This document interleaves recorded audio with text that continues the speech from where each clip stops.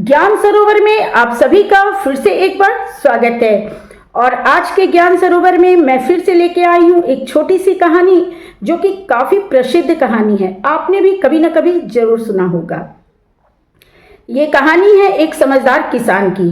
जैसा कि हम सभी जानते हैं कि हमारे साथ कभी भी कोई भी कठिनाई अकेले में आ सकती है, और जब अकेले में कोई कठिनाई आ जाए तो उस समय हमें हमेशा समझदारी से काम लेना पड़ता है, धैर्य से काम लेना पड़ता है। ठीक यही बात उस किसान के साथ हुई। वो अचानक से एक मुश्किल में पड़ जाता है जहाँ की उसकी मदद करने वाला कोई नहीं होता है, और उस वक्त वो धैर्य से काम लेता है, अपनी बुद्धि और समझदारी से काम लेता है और उस मुश्किल से बाहर निकल जाता है। तो चलिए देखते हैं इस कहानी में कि आखिर किसान के साथ वो कौन सी मुश्किल आ पड़ी जिसे उसने अपनी समझदारी से सुलझाया। एक किसान था, उसे एक नदी पार करनी थी। उसके पास एक शेर, एक घास का गट्ठर और एक बकरी थी। नदी पार करने के लिए घाट पर एक छोटी सी नाव खड़ी थी। एक बार में सिर्फ 2 ही लोग जा सकते थे, यानी कि 2 ही जने पार कर सकते थे, वरना नाव डूब जाती। किसान सोचने लगा कि अब क्या करूं?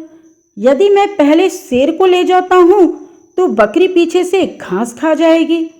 यदि घास को ले जाता हूं तो मेरे पीठ फेरते ही शेर बकरी को खा लेगा। हाँ, बकरी को ले जाना ठीक होगा। इसे दूसरे किनारे पर छोड़कर फिर शेर को ले जाऊंगा। फिर शेर को वहां छोड़कर, अरे नहीं, फिर तो वहां भी शेर बकरी को खा लेगा। अगर घास ले जाऊंगा तब मैं शेर को लेने आऊंगा तो बकरी घास खा जाएगी। उफ, क्या करूं? किसान बड़ा परेशान था।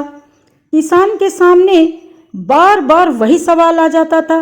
बेचारा किसान परेशान हो गया, मगर वह था बड़ा समझदार। सोचते सोचते उसके दिमाग में एक तरकीब आ ही गई। किसान सबसे पहले बकरी को लेकर चला। वह उसे दूसरे किनारे पर छोड़ आया, फिर वापस आया, शेर को ले गया। शेर को वहां छोड़ा और बकरी को वापस ले आया। फिर बकरी को इस किनारे छोड़ा और घास का गट्ठर ले गया।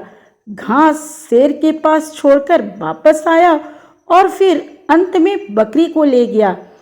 इस प्रकार उसने बिना किसी नुकसान के नदी पार कर ली और खुशी खुशी अपने घर को चल दिया।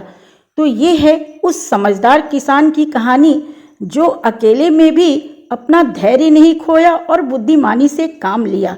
तो इस छोटी सी कहानी से बहुत बड़ी शिक्षा मिलती है कि कितनी भी बड़ी समस्या हमारे जीवन में आ जाए, हमें कभी भी अपना धैर्य और साहस नहीं खोना चाहिए।